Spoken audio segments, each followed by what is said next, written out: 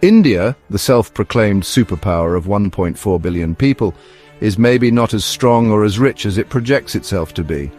No matter how loud the netizens shout, nor how much they spam the internet, the truth always prevails. Whether it be about their military, their economy, their unity, their infrastructure, or their education, they just love blurring the facts. Today I will dive into the Indus Valley report for 2025, which addresses the financial situation of Indian citizens. According to the report by Bloom Ventures, which is a venture capital firm, India's consumer market is largely confined to a population of around 130 million people, comparable to Mexico. This group represents the country's active consuming class and forms the primary market for startups and entrepreneurs. However, an additional 300 million people, categorized as emerging consumers, are hesitant to spend and are just beginning to loosen their purse strings thanks to the convenience of one-click digital payments. This means that 10% of the population hold the majority of spending power, whereas the other 90%, or 1.2 billion people, do not. Good job, Modi. 80% of your people live under the poverty rate, but at least you can fudge the GDP numbers. Moreover, the report highlights that India's consuming class isn't expanding so much as it's deepening. This means the country's wealthy population isn't growing significantly, but the rich are getting richer, and that means more and more inequality. This shift is reshaping the market in distinctive ways, fueling a trend known as premiumization, where brands focus on high-end products for the wealthy rather than catering to the mass market. Evidence of this trend is seen in the rapid rise of luxury-gated communities and premium smartphones, while more affordable variants lag behind. Affordable homes now make up just 18% of India's housing market, down from 40% 5 years ago. Branded goods are also increasing their market share, and the experience economy is booming with high-demand tickets for international artists like Coldplay and Ed Sheeran.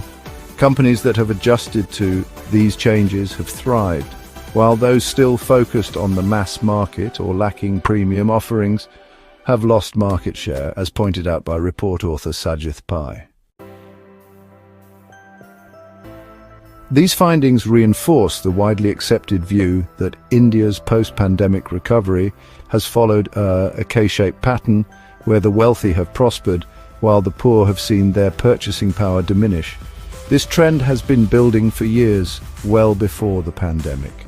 India's wealth gap has been widening, with the top 10% now holding 58% of national income, up from 34% in 1990. In contrast, the bottom half's share has fallen from 22% to 15%. This is terrible for the majority of Indians, as it shows a massive widening of the income gap. This consumption slump has been aggravated by declining purchasing power, falling financial savings, and rising debt among the general population. The Reserve Bank of India has also cracked down on the easy, unsecured lending that helped drive demand during the post-COVID recovery. Much of the spending by the emerging class was fueled by borrowing, and with this lending now being restricted, it's expected to negatively impact consumption. In the short term, two factors are expected to support spending: a surge in rural demand due to a record harvest, and a $12 billion tax cut in the recent budget. While not expected to be a game-changer, these factors could provide a slight boost to India's GDP, which is heavily consumption-driven by around 0.5%, according to Pai. However, long-term challenges persist. India's middle class, once the backbone of consumer demand, is being squeezed, with wages stagnating, as noted in data from Marcellus Investment Managers. The middle 50% of India's tax-paying population has seen their income essentially flatline in absolute terms over the past decade, effectively halving their real income when adjusted for inflation. This financial strain has drastically reduced the middle class's savings, with the Reserve Bank of India highlighting that net savings are nearing a 50-year low.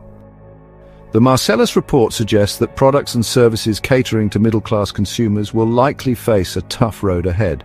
Moreover, white-collar jobs in urban areas are becoming scarcer as AI automates routine tasks, with a significant reduction in the percentage of manufacturing jobs held by supervisors. The Indian government's economic survey for 2024 to 2025 also raised alarms about these issues. It noted that labor displacement due to technological advancements is a growing concern, especially for an economy like India's, which is largely services-driven. A significant portion of the IT workforce is employed in low-value services sectors, which are most vulnerable to disruption. As India is a consumption-driven economy, any drop in consumption due to workforce displacement could have broad macroeconomic consequences. If the worst-case scenarios come to pass, it could derail the country's economic growth trajectory, according to the survey. Although we needn't worry too much about headline numbers, as I'm sure Modi will find a way to fudge them. If you like this video, then please like, comment, and subscribe. Thanks for watching.